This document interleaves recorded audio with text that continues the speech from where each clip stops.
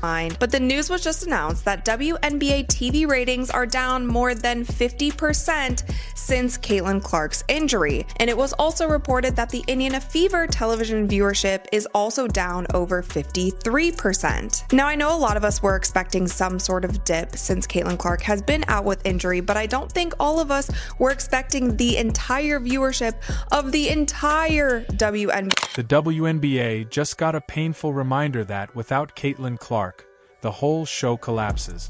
Think Netflix without Wi-Fi. Unwatchable, maddening, and honestly not worth the effort. Playoff ratings plummeted, and the league is scrambling to figure out if fans vanished or just switched over to pickleball highlights. Any chance that the WNBA, that Kathy Engelbert saw some of the ratings that I'm about to show you now and said, hey, Indiana Fever, can you do us a favor? Can you do us a solid? Can you just tease a Caitlin Clark return, kind of boost these up a little bit?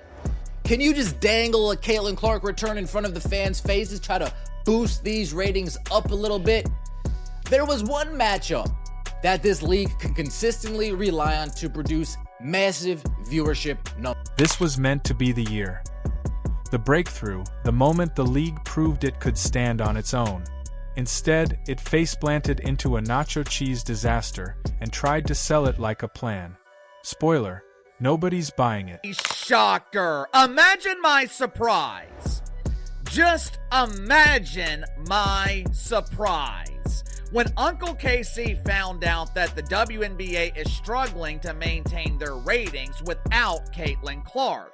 To make matters worse, and this is something I have definitely noticed in the last 3 or 4 weeks, especially since the All-Star game, the WNBA seems to be struggling to maintain. Let's be honest, this season has been an absolute mess.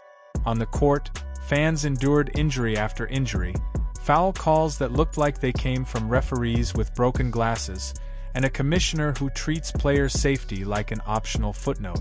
And if you tuned in for entertainment, you checked out the moment Clark spent more time on the bench than on the floor, pummeled nightly by defenders treating her like a crash test dummy. The operative word that comes to my mind is gratitude. There's an incredible level of gratitude that should be accorded to this young lady with what she did for the sport. How was the attendance for Team USA in the Olympics? What would it have been like if Caitlin Clark was playing on that team? Remember the first game? Look at this right here. National broadcast viewership. What are we talking about here? 1,000, what is that? 1.219? Is that the number? And the game afterwards got 485,000. So the Fever in their game against the Minnesota Lynx was 1.219 million. Things are so bad that the most compelling storyline isn't the playoffs. It's whether the league can even limp to the finish line.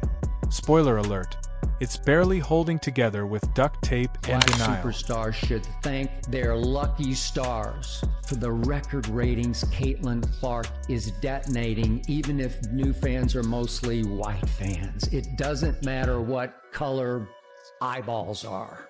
But the other day, I must admit, it hit me like Katie Bell Henderson telling me that's enough. I told myself it's not racist for me to... The refereeing? Don't even get me started. One night a shove is ignored, the next a sneeze gets someone ejected. Consistency ranges somewhere between a fortune cookie and a coin flip. Watching them officiate feels like a mall food court lunch shift gone horribly wrong. WNBA has a problem, and that problem is Caitlin Clark not playing in WNBA games. Now, what all does this affect? The ratings are plummeting. Guys, there's ratings for a couple of these games that are And the injuries, brutal. Clark's been battered like she owes every defender money, while other stars keep dropping like dominoes. Angel Reese bailed mid-season, and honestly, who can blame her? When refs seem to be auditioning for clown school and the commissioner shrugs at chaos, why risk your career in this circus? That the WNBA is excited about. That's a trend that Kathy Engelbert would say, hey, Fever, hey, Lynn Dunn, hey, Kelly, hey, Amber, can you guys start dangling that Caitlin Clark return like you used to do? You know, before Caitlin Clark gave a statement and you guys were hands off. Can you guys, just string them along a little bit more? We want to get these ratings back up. We want to get... Here's the bigger problem. The WNBA begged for years to be taken seriously, but when the spotlight finally shone, it failed to protect its own product. Before Clark's injury, ESPN actually paid attention and casual fans started tuning in. The second she went down, ratings cratered. Turns out, you can't build a league on 1 star and 0 safeguards. To Chicago Sky, right after that game, they opened an investigation once again into the fans, where they found nothing, but the damage had already been done at that point. If some of these things happen just one time here and there, or there's one certain media personality who's just always saying these kind of things, then whatever. I feel like fans as a whole can be like, okay, whatever, this person is just a hater. But this is something that has happened over and over and over again, and over time, it starts chipping away at how much you're going to actually care and want to support an organization if they continue to do. For the players still standing, games resemble WWE more than basketball. At this point, you half expect someone to swing a steel chair. Yet leadership insists the league is growing. Sure, like a fire grows when it spreads across a house. Man, I mean, it's embarrassing. It is embarrassing what you guys have done. And then people are catching on to your tactics. You got the people on Twitter catching on to your tactics. Like, look at this right here. Look at this right here. They say ESPN didn't want to show the ratings were down from WNBA All-Star Game because... Meanwhile, ticket sales tanked. Instead of packed arenas, fans got empty seats echoing louder than the refs' whistles. The league's social media keeps posting exciting nights of WNBA action, while replies are filled with tumbleweed memes. Oh, how about this? Pay us what you owe us. That looks like a ham sandwich and some Lay's tater chips right now. It's getting bad. I feel bad for Caitlin Clark. She come out and said on Sue Bird's podcast that she's feeling the pressure of not playing in these games. And that Fever Sky viewership fell off the map. The commissioner? She's perfected denial, smiling on camera about progress. While stars get injured, fans vanish, and refs humiliate the league nightly. It's like the Titanic's captain bragging about how beautiful the ship looks underwater. And some bad news for those who are fans of pretend basketball. For those who are desperate to see the WNBA succeed, even though this dump of a league can't seem to get the hell out of their own way. Now, the WNBA, they refer to these people as fans, but the rest of us, we prefer to call them the mainstream. And the fans who stuck it out?